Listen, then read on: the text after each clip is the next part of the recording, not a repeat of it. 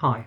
Now, when asked to think about the future trends for cities and regions with a focus on culture and the creative industries, I think we almost need to dispossess the word trends and instead think about long-term structural change and the fundamentals that are going to influence how we live and work in cities in the future and how we plan for more sustainable and inclusive and livable cities and regions. So this is not about trends, this is about step change. And as we come out of this pandemic, it's important that we do have the vision and the courage to go beyond trends towards systemic transformation of our cities and regions. So a few points to make, I think, which are really relevant. First of all, the number one agenda here is about attending to climate crisis and our role as individuals, communities, cities, city makers in demonstrating environmental responsibility and action. Now, this is a way of facilitating the kind of participatory transformation that we've seen in other movements, whether it be around civil rights, whether it be around gender equality.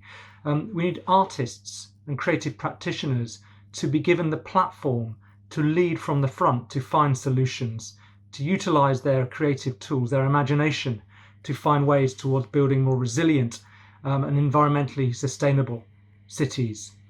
We need artists to lead the way in terms of knowledge development, building environmental literacy for our communities, supporting people, empowering people to be able to do the right thing and affect their behaviour, give them the resources, the tools and the confidence to affect their behaviour, and essentially putting artists and the creative sector to the heart of a trajectory transformation of the way that cities are developed and planned. A second point, and a related point, is that we almost need to think about city making as a kind of permaculture, both literally in terms of how we can regreen the city, introduce wildflowers, plant trees, connect parks across the urban system, make sure the city is more livable, it's easier to exercise, it's easier to socialise, and it's more biodiverse and safer, and the air quality is better. But also, metaphorically, nurturing an ecology of creative practice, supporting micro-enterprises, freelancers, independent cultural producers, with our cultural organisations and long-term funded cultural infrastructure playing a role as the activators of the wider ecosystem. And this is around nurturing a permaculture, or what the city of Oulu in Finland talks about as cultural climate change, reimagining, rebuilding from the bottom up. The third area where we need to think seriously about the future is about how we activate and renew our heritage assets, our intangible heritage assets, our stories, our narratives, and our tangible heritage assets, our buildings, our fabric.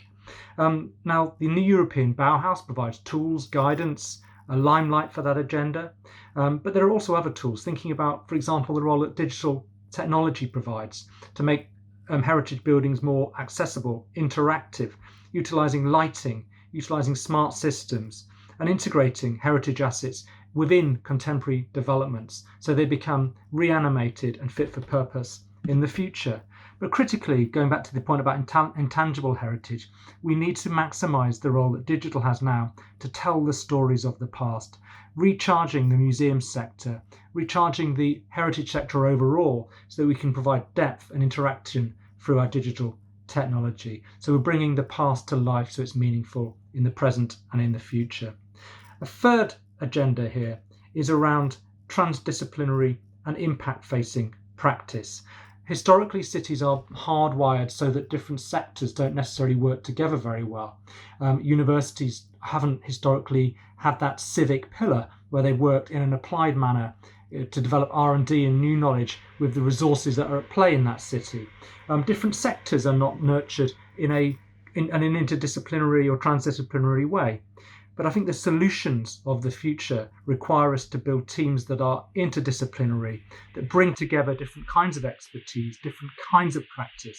So think of your city as a hub that is impact-facing. So look at things like health and well-being, sustainable development. How can you build a collaborative environment where the expertise in the university sector, in enterprise, in civil society, and in the municipality can come together to co-design future through positive impact. This is the kind of quadruple helix methodology that is increasingly talked about in city making and city planning, particularly in relation to sustainable and inclusive development.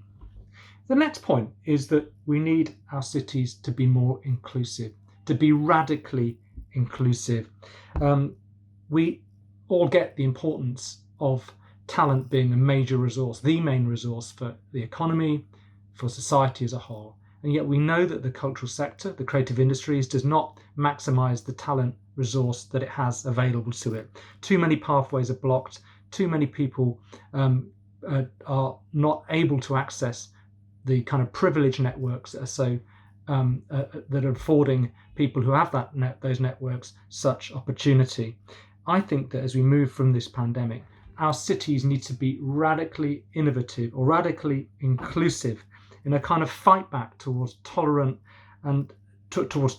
in society and the acceptance or the embrace of difference. With the rise of nationalism, the rise of racism, the culture wars that are happening in a policy landscape, it's at a city level where we need to fight back and build positive, progressive, inclusive systems of change going forward. And then finally, a key trend or a key necessity is that cities need to be the beacons or the hubs for a renaissance of cultural expression and production. We need to make new cultures. We need to make new cultures in the context of all of the things I've just said around environmental sustainability, around inclusion, around transdisciplinarity. We could move towards a new avant-garde, a new cultural era, which won't be a trend. It will be something that redefines the way that culture is produced and consumed as a radical tool for enhancing our cities over the long term. So think big, think in an impact-facing way, and let the talent take over. Thank you very much.